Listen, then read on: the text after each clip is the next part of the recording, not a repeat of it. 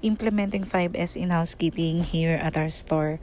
First, yung sorting, sinort namin yung mga galing sa delivery ng per size, per color para may isalansa na siya sa mga replenishment truck.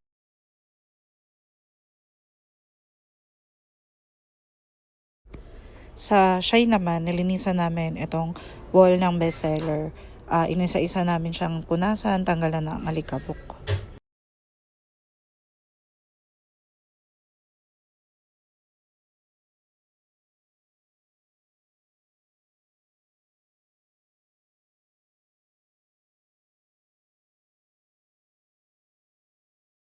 Then, nilinisan din namin yung mga countertops para maging kaaya-aya sa mga customer natin.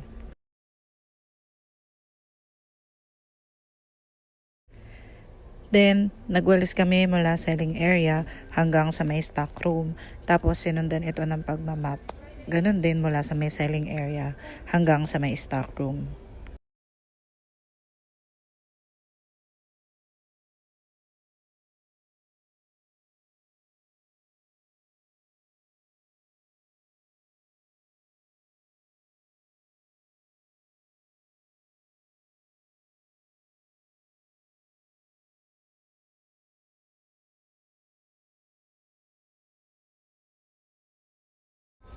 Sa standardized, pinalitan namin yung bestseller wall.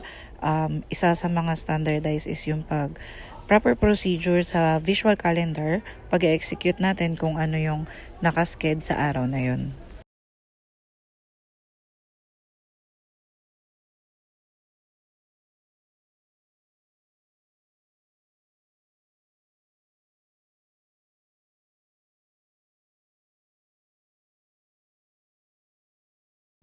Then, isa-isa na rin namin nilagyan ng mga pending form label, yung mga special orders na galing sa delivery.